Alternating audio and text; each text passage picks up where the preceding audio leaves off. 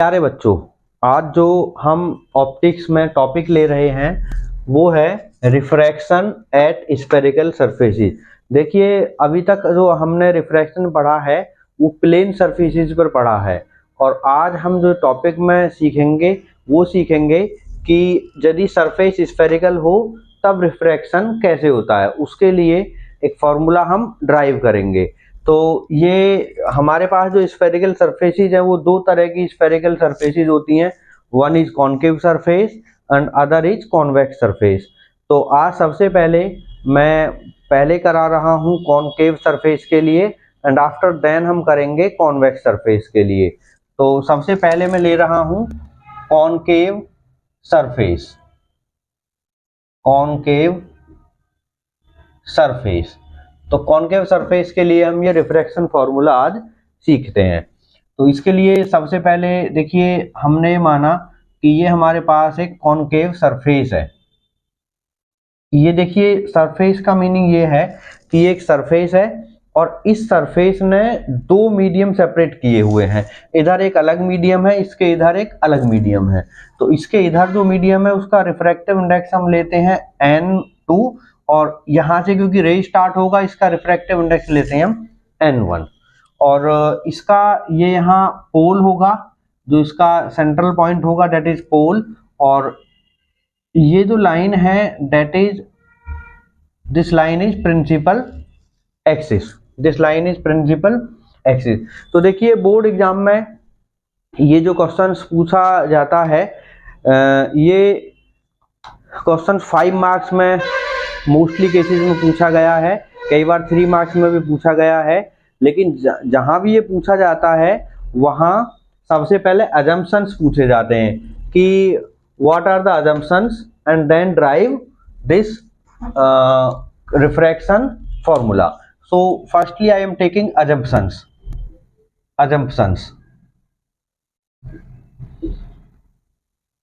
तो इसमें अजम्पशन है, तो पहला जो अजम्पशन है वो मैं ले रहा हूं कि जो ऑब्जेक्ट है वो पॉइंट ऑब्जेक्ट है। So first assumption is object is a point object. Point object, okay. Second assumption है कि जो इसका अपर्चर है वो बहुत छोटा है। Aperture of surface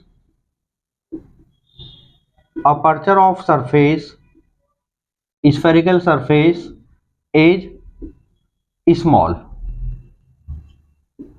okay। and third assumption is कि जो रिफ्रैक्शन होगा, जो एंगल ऑफ इंसिडेंस होगा वो बहुत स्मॉल एंगल पर होगा। एंगल ऑफ इंसिडेंस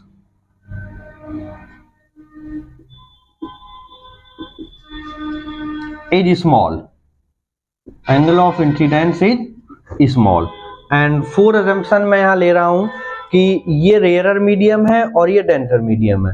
तो ray is travelling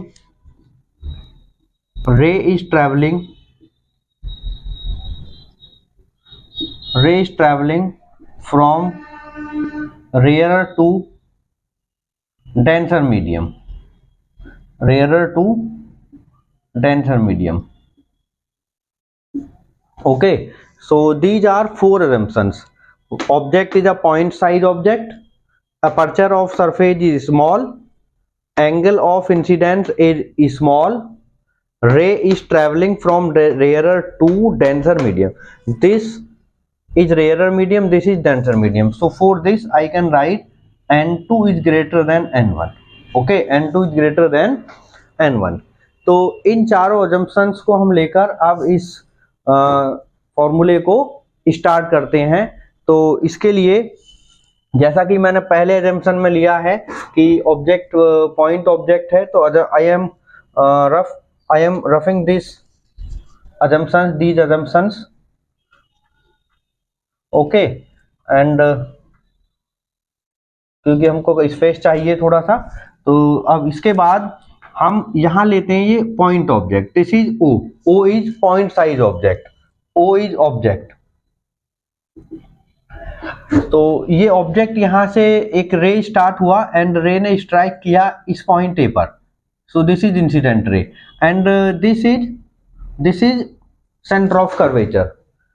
suppose this is centre of curvature, तो सेंटर ऑफ कर्वेचर को यदि मैं इससे ज्वाइन करूंगा, so this will normal, this will act as normal, so this is normal. So now at this point ray is travelling from rarer to denser medium. तो rarer to denser होगा तो this will not go like this, this will bend, this will not go straight, this ray will bend towards the normal since ray is traveling from rarer to denser medium. So this will bend like this. Okay, so this is refracted ray. और इसको मैं पीछे incident करूंगा तो ये यहाँ इसको principal axis को इस पॉइंट I पर इंटरसेक्ट करेगी. So I is the image, I is the image. Okay, this is object. Object यहाँ पर इसने स्ट्राइक किया है और दिस इज रिफ्रैक्टेड रे. रिफ्रैक्टेड रे को पीछे हमने स्ट्रेट लाइन में लेकर आए, सो दिस इज आई. तो I is the image of object. तो यहाँ ये जो एंगल होगा this is i, this angle is i, angle of incidence. And angle of refraction जो रिफ्रैक्टेड रे फॉर्म करती है इसके साथ, तो दिस एंगल इज आर. इस एंगल को मैं यहाँ शो कर रहा हूँ r, this angle is R. और यदि ये एंगल R है तो यहाँ पर ये वाला रे ये तो नॉर्मल है और ये रे ये है, so this angle will also be R. Okay, this angle is R. I am taking this angle is alpha, this angle as beta and this angle as gamma and this point as A and this is the pole P. Okay, so now I am taking the triangle OAC, triangle OAC. In triangle OAC, remember OAC, in this triangle gamma is the exterior angle, gamma is the exterior angle.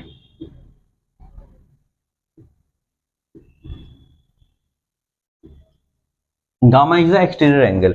और आप जानते हो कि किसी triangle में जो exterior angle होता है वो टू इंटीरियर अपोजिट एंगल्स के सम के इक्वल होता है.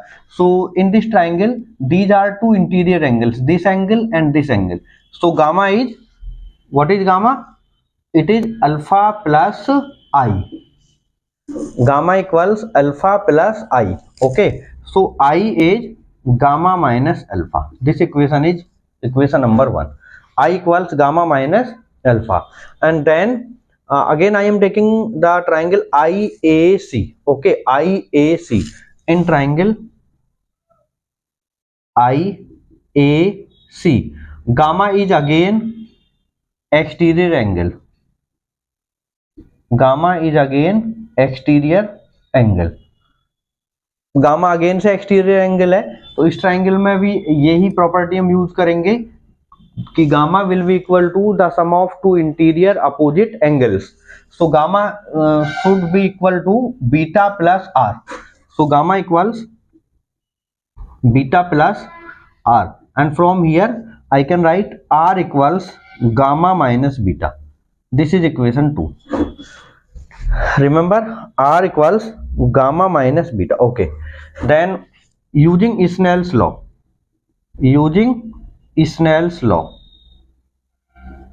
now I will use Snell's law at this point I. तो Snell's law आप सभी जानते हैं, sin I divided by sin R equals N2 divided by N1, और I can write it N21. Okay, N2 upon N1 को हम लिख देते हैं N21. So sine i, since these angles are very small, हम अजम्पशंस में ये लेकर चले हैं कि आई और आर बहुत स्मॉल एंगल्स हैं. So I can write since i and r, देखिए आई स्मॉल होगा तो आर भी स्मॉल होगा, तो i and r are very small angles, then I can write sin I approximately I and sin R approximately R. तो sin I के equal हुआ, sin R R के इक्वल हुआ. तो अब मैं यहाँ आता हूँ, साइन आई को आई लिखेंगे, i divided by r equals n/1. Sine i is i, sine r is r and n/1. So i equals होगा n/1 into r. I equals multiply कर दिया आर का इस साइड. Then I am putting the values of i and r from first and second. So putting the value of i, gamma minus alpha equals n/1 into and r is gamma minus beta, n/1 gamma minus beta. So gamma minus alpha equals n/1 into gamma, multiply में कर रहा हूं n/1 into beta. So I am taking n/1 beta towards left hand side.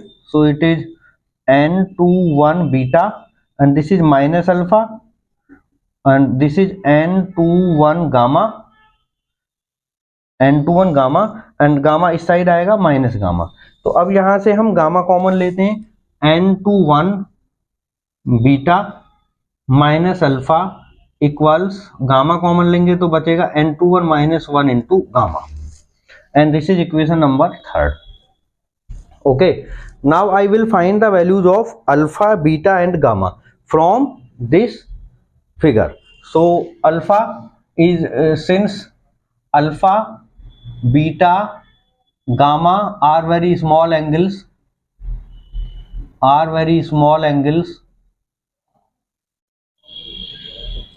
ये भी एक assumption हो सकता है कि जो एंगल यहाँ इन्वॉल्व होंगे, देखिए यदि आई स्मॉल होगा तो ये भी बहुत स्मॉल एंगल होगा, अल्फा भी और बीटा भी और गामा भी. और ये हम अपने एजम्पशन में भी मेंशन कर सकते हैं जहाँ एजम्पशन लिखे थे कि all the angles involve in derivation are very small. So यहाँ मैं लिख सकता हूँ अब alpha approximately equal to tan alpha. Okay, क्योंकि यदि स्मॉल एंगल होते हैं तो जो एंगल का वैल्यू होता है tan का वैल्यू अप्रोक्सीमेटली वही होता है. So alpha equals tan alpha. और अब मैं थोड़ा सा और कंस्ट्रक्शन कर रहा हूं यहाँ पर कि ए को मैं ज्वाइन करा रहा हूं इससे, परपेंडिकुलर मैंने ड्रॉ किया, तो this point I am taking at n. Okay, so in this triangle tan alpha OAN, इस ट्राइंगल में tan अल्फा होगा AN divided by ON, AN divided by ON and AN I am taking at H. Okay, this is H and this okay, I am writing AN divided by ON को OP. So AN is H और principal axis से ऊपर है तो plus होगा H divided by and O to P. This is object, this is pole. All the distances are measured from pole, so this distance will be U. This distance will be U, pole to O. So ये पोल से left hand side में है, इस side रे इस side आया है और ये इस साइड है तो negative minus U. Similarly beta equals approximately tan beta and tan beta similarly in this triangle IAN, this will AN over IN. So again I can write AN over IN since aperture is very small, so these 2 points lie will very close. So IN को मैं लिख सकता हूं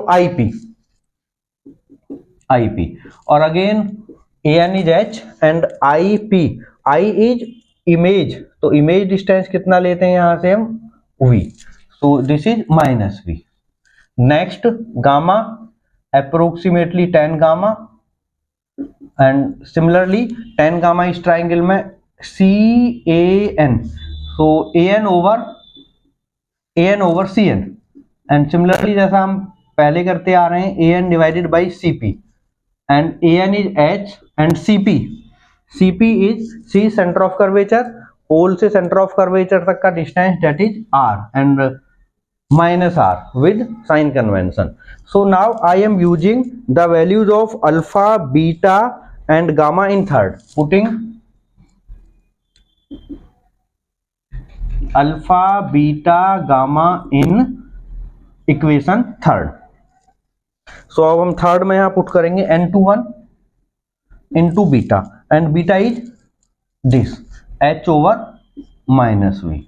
Okay, minus alpha is h over minus u equals, this equals n21 minus 1 and gamma is h over minus r, h over minus r.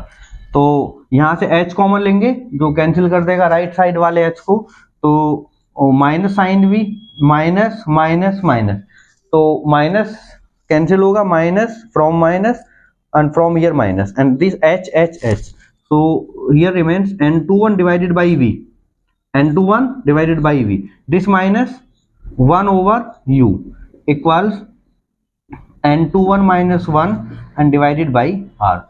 So this is the refraction formula, this is the refraction formula. इसको हम और भी आगे solve कर सकते हैं.